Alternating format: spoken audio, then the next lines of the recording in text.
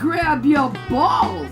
It's canning season. So put a lid on it and let's can it. Hey, good looking. You want to see what we have cooking today in my kitchen? Well, grab a hold of that vine and swing onto my kitchen and let's get cooking. Good looking. Today we're going to be recanning number 10 cans. And today I'm going to be showing you how to make some of the world's best orange marmalade that you could ever have made. So grab a hold of that vine and swing onto my kitchen and let's get cooking. Good looking. She's got big balls. He's got big balls. But you know what? I've got the biggest balls of them all. Hey, good looking. I'm so glad you came to my kitchen to get cooking. Today, we're going to sit there and turn what they would call this number 10 can of Ma Made Seville Oranges into one of the, I'm already drooling, some of the best tasting orange marmalade that you have ever had. So I'm going to go ahead. We're going to open up this can and we're going to pour it into one of my most beloved toys, and you got it. Fabio is back. The love affair is still going strong between Fabio and I, and today he's going to sit there and help me show you how easy it is to make that orange marmalade. Okay, I'm going to grab one of my spatulas back here, and I'm going to grab the can of Seville Oranges, and we're just going to sit there and evenly distribute all the oranges in my jam and jelly maker.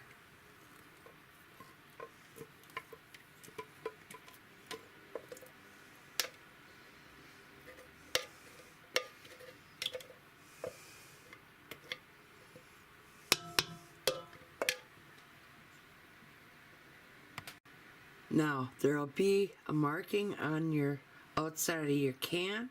You're going to want to fill the can up, and it's roughly about halfway full of water. So go ahead, put some water in, give it a few good zhuzhes around, and then add it to your jam and jelly maker. Now, I'm just going to add all that water. And now, it calls for 4 pounds of sugar. I want to share a little canning tip with you. How many cups of sugar are there in 1 pound? For every pound of sugar, there is 2 cups of sugar. So, we would need 8 cups of sugar for this recipe. I know it sounds like a lot of sugar, folks, but trust me, if you tasted these oranges as they came right out of the can, oh my God, they are really bitter, and that's one of the reasons why we have to use so much sugar with the recipe. So I'm gonna go ahead, finish pouring the sugar in. Let's put our cover on. We're gonna come down here to the jelly setting, and we're gonna increase the time to 30 minutes. We're gonna come over here, and we're gonna push the enter button, and I don't have to worry about standing here stirring this and everything else. We're going to let the jam and jelly maker do its little magic like it always does for me, because it's never has failed me. And like I said, You've watched it over a year now, and I fell so deep in love with this little jam and jelly maker. I cannot say enough for it because it does so much more than just jams and jellies. It makes us sauces, and oh, I've shown you so many things that I have done with my jam and jelly maker. But enough with my little chit chat. I'll see you in 30 minutes. Aren't you glad I invited you along in this canning session? I'm sorry. I got so many puns that I'm just filled up with today. Aren't you glad you're my ray of sunshine? The jam and jelly maker just sounded off, so we're gonna do a jelly test on it. Now, there's two ways you could do a jelly test. You can sit there and take a instant read thermometer as such and make sure it comes up to 220 degrees. Already at 219.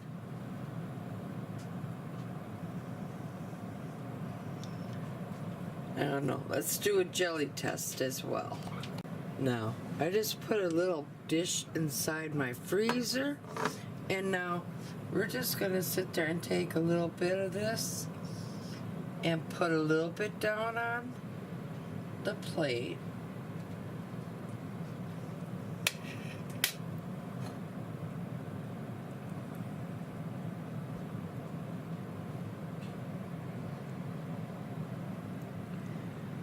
Gonna let it set up.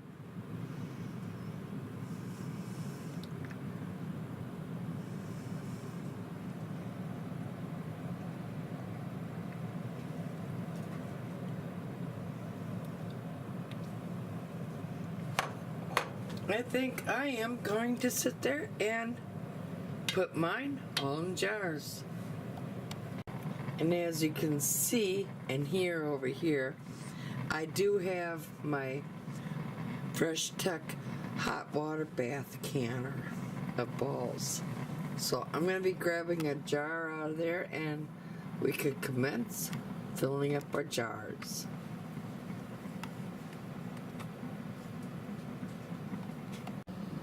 Okay, I think my cats are terrorizing my son, but that's his hassle. You're going to want to sit there and ladle these into the jars and make sure you stir your marmalade here.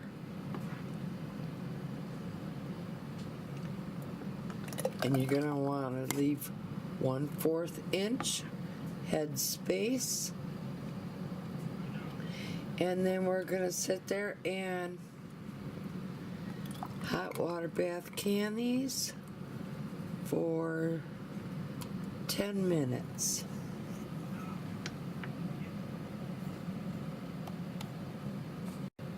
Now, the rinds and stuff are all going to want to float on top. So you're going to have to sit there and kind of push them back down a little bit. But to me, for my own personal use, I don't mind that if they do all float up to the top. Now, I have my paper toweling that I dipped in, ouch, some vinegar.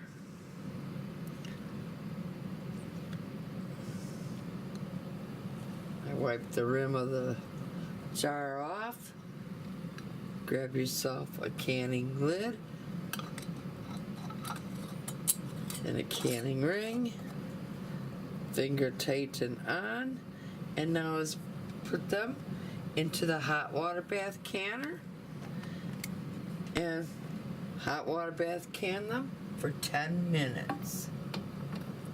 That is after you brought your hot water bath canner all the way up to a full rolling boil. Alright, I got 5.5 pints out of that, and now I put them inside my electric hot water bath canner. I'm going to go ahead, put the diffusing ring on. I'm going to grab the lid, and we're going to bring this back up to a boil. Once it comes up to a boil, we're going to boil these bad boys for 10 minutes. And there you go. I just showed you how easy it is to make the easiest orange marmalade you ever have made. Now, wasn't that easy? And look, we have 5 pints and a half pint. Not too bad for that little can. So if you liked what you saw here today, give me a big old thumbs up. If you're a new subscriber, welcome to my channel. If you're not a subscriber yet, go ahead, hit that subscribe button, tap that little bell, that way you always be notified every time I do put out a new video. And thank you for taking the time to watch my video, and y'all come back now. You hear?